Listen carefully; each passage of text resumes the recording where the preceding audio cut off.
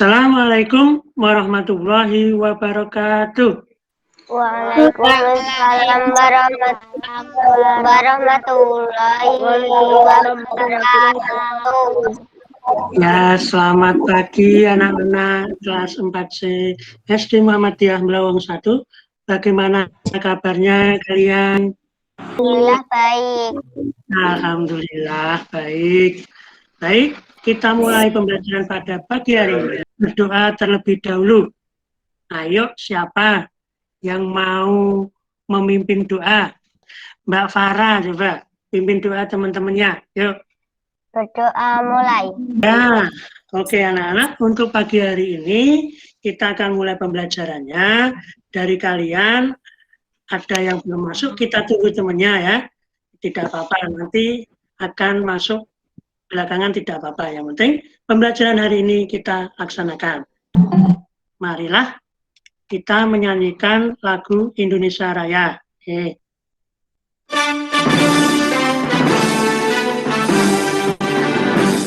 Kita tadi sudah menyanyikan lagu Indonesia Raya, yang itu merupakan rasa bangga kita, rasa nasionalisme kita kepada bangsa dan negara. Pagi hari ini akan kita pelajari tentang 3 muatan pelajaran, yang nantinya yang pertama yaitu nanti kalian belajar tentang manfaat keberagaman karakteristik individu dengan tepat. Kemudian nanti Pak Fatur akan menampilkan sebuah cerita fiksi yang di situ nanti kalian akan mampu menyajikan peran tokoh yang terdapat pada teks fiksi dengan tepat.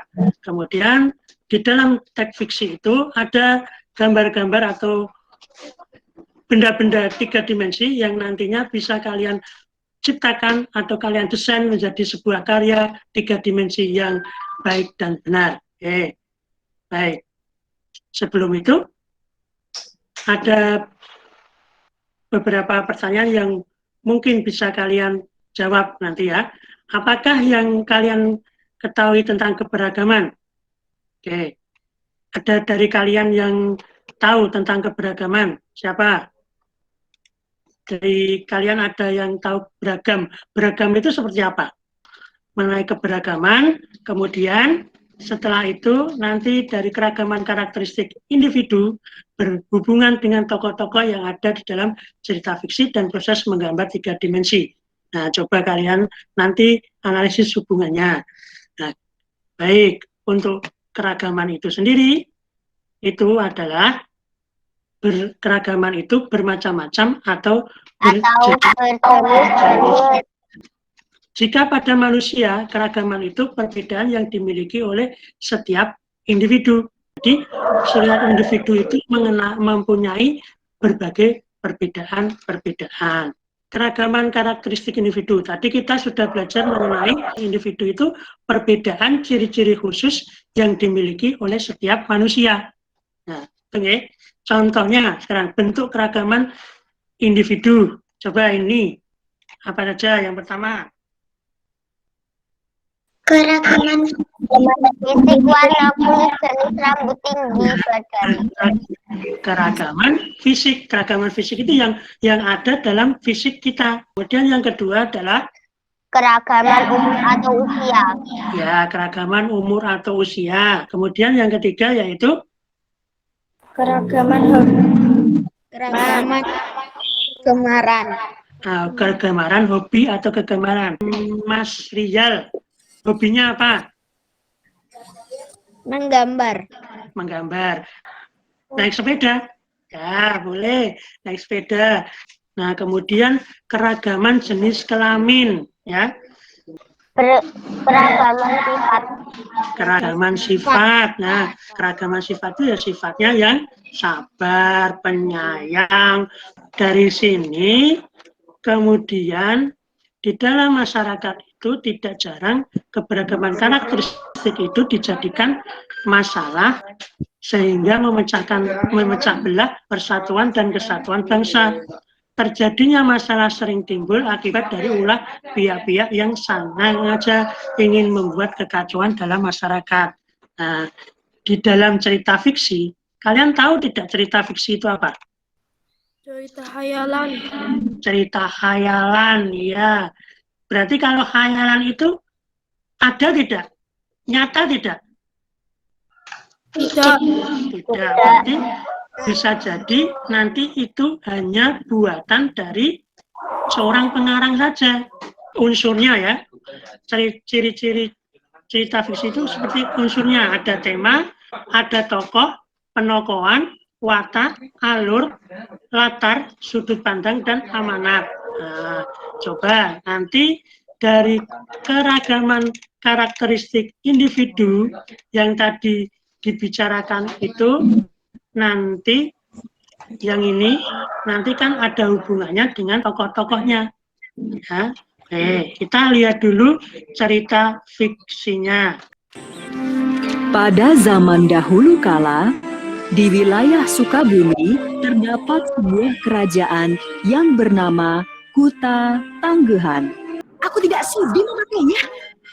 Setelah berkata-kata kasar tersebut, Gilang Rukmini membanting kalung emas itu ke lantai balairung istana. Kalung emas berlian itu pun hancur berantakan di lantai. Ratu Purbamanah yang sangat tidak menduga kelakuan putrinya, sangat sedih dan langsung menangis.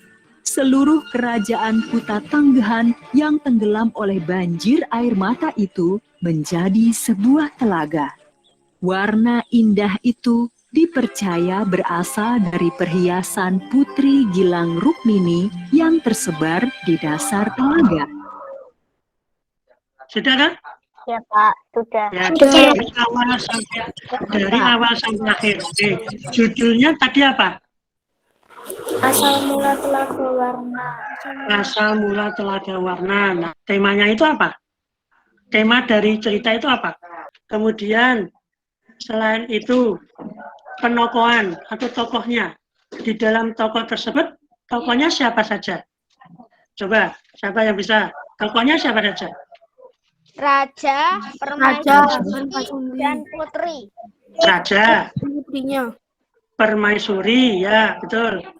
Siapa lagi? Tadi Mas Rizal, Mas Ditya sudah. Dan putri, istrinya raja siapa? Permaisuri. Permaisuri, ya. Berarti itu tokoh-tokohnya. Nah, di dalam sebuah tokoh, dalam penokohan sebuah cerita fiksi, itu kan ada berbagai macam. Yang pertama, yaitu ada tokoh protagonis. Tokoh protagonis itu perwatakan yang positif, sifatnya baik. Kalau di dalam cerita tadi yang sifatnya baik siapa? Raja dan permaisuri. Raja dan permaisuri. Betul, iya. Kemudian kalau tokoh antagonis itu yaitu adalah yang wataknya bertentangan atau negatif. Siapa coba? Putri. Putrinya, iya betul lagi. Dalam cerita fiksi tersebut terdapat benda-benda yang dapat dijadikan contoh benda 3 dimensi. Gelas, apalagi? Meja. Meja, apalagi? Mangkok, apalagi? Kursi, ya. Apalagi? Nah, ya betul semua. Nanti kalian akan saya Pak Fatur berikan tugas LKPD ya di rumah. Dari sini kegiatan pertama menyajikan peran tokoh yang terdapat pada teks fiksi, kemudian menunjukkan manfaat keberagaman karakteristik individu. Ya, kegiatan yang kedua adalah mendesain karya 3 dimensi. Pak Fatur pengen tanya dulu, waktunya akan berapa jam atau sampai kapan? Jeda ini nanti Pak Fatur akan ngecek, akan memberikan bimbingan untuk kalian. Oke, kita akan melaksanakan uji hasil dan membuat kesimpulan. Nanti masing-masing yang sudah mengerjakan, kita akan panggil satu-satu untuk mempresentasikan hasilnya. Ya.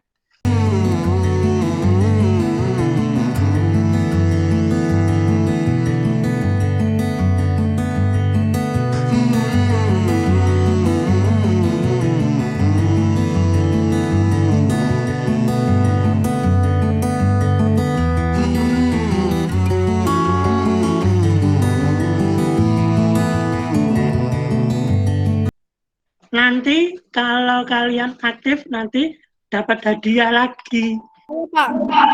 Ya, yuk Mas Ditya, yuk. Yang keras ya Mas Ditya ya. Siapakah tokoh utama dalam cerita asal mula Bhagawana? Siapa? Raja dan Permaisuri. Oke, itu yang nomor 1. Sebentar ya, yang lainnya ada yang menyanggah, Pak bukan itu. Kalau saya ini, ada yang beda? Ada yang beda? Ada yang beda? Tidak, sama ya. Raja dan Permaisuri. Ayo lanjut Mas Ditya, nomor 2. Siapakah yang menjadi tokoh antagonis dan mengapa disebut tokoh antagonis? Iya, siapa yang dimaksud tokoh antagonisnya siapa? Putri, karena Putri. mempunyai sifat yang tidak baik. Ya, mempunyai sifat yang tidak baik. Ada yang lain? Tidak. Yang ketiga, gimana Mas Rizal? Kalau punya aku beda. Gimana Mas Rizal? Coba. Sifat putri tidak baik terhadap orang tua. Oke, bagus juga. Sama, intinya sama. Putri itu, sifat putrinya itu yang tidak baik karena putrinya itu sama orang tuanya tidak patuh, maksudnya tidak mengajeni kalau bahasa Jawa ya. Tidak menurut karena meminta hal-hal yang sudah berlebihan.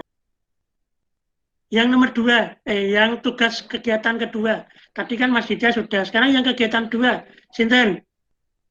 Ya. Nomor 1. Apakah ada kesulitan dalam membuat sketsa? Kesulitan tidak kamu, Mbak Laka? Enggak. Tidak. Tuh. Nomor 2, Mbak Laka.